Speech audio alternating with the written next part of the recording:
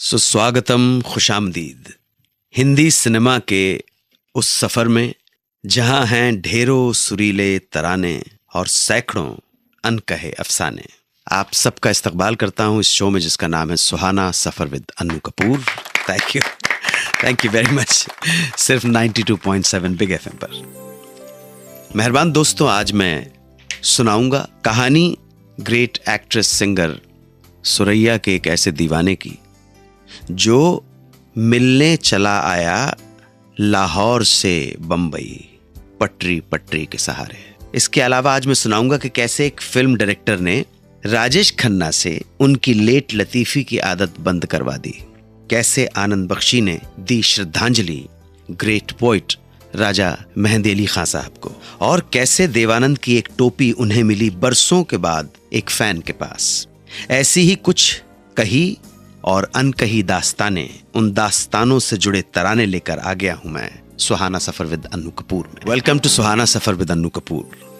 देवानंद और सुरैया का प्रेम, उनकी इश्क की दास्तानें हम सबको मालूम है। लोगों में सुरैया जी की दीवानगी का ये आलम था कि सुरैया जी जब पर्दे पर नजर आती थीं तो देखने वाले दीवाने जेब से सिक्के निकालकर पर्दे की तरफ उछाल दिया करते थे। गाना शुरू होता था सुरैया जी का तो सिनेमा हॉल में ही खड़े होकर झूमने लगते थे, डांस करने लगते थे।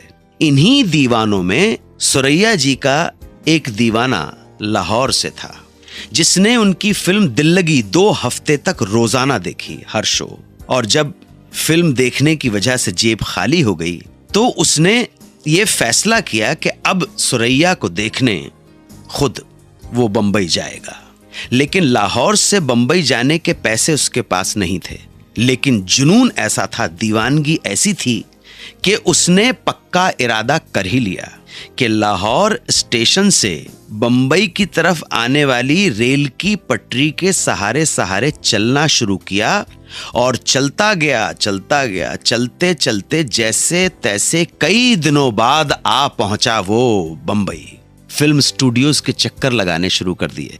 उसकी जिंदगी का सिर्फ एक ही उद्देश्य था, एक ही मकसद था कि दीदार कर ले सुरैया का किसी तरह से भी। उसका समर्पण, उसकी दीवानगी रंग लाई और उसे मौका मिल गया सुरैया जी से मिलने का। और जब सुरैया मिली तो उसने अपनी दीवानगी का बयान कर दिया। सुरैया इतनी इम्प्रेस हो गई अपने इस दीवाने से और ये भी जान गई कि जेब खाली है उसकी, तो सुरैया जी ने उसे अपने काम पे रख लिया, अपने स्टाफ में। ये धीरे धीरे बन गया उनका मेकअप मैन। जो आप देख रही हैं ना, जो बंदा लाहौर से बंबई आया था कि बस एक बार सूरत दिख जाए, उसे मौका मिल गया हर दिन, एक दिन में कई बार उस खूबसूरत सूरत को निहारने का। ना सिर्फ निहारने का बल्कि संवारने का। हमने बहुत कोशिश की कि किसी तरह से भी उनके इस मेकअप मैन का, उनके इस दीवाने का नाम पता पड़ जाए, लेकिन पता नहीं पड़ पाया। अलबत्ता उनकी जो हेयर ड्रेसर थी, जो उनकी कॉन्फिडेंटे भी थी, उमराव जी, उनका ज़रूर नाम पता पड़ गया। अगर उमराव जी के घर वाले सुन रहे हों या ये जो धीरे धीरे उनका स्टाफ से तरक्की करके उनका मेकअप मैन बन गया, उसके कुछ रिश्तेदार, परिवार वाले सुन रहे हैं तो प्लीज़ हमें ज़रूर बताइए।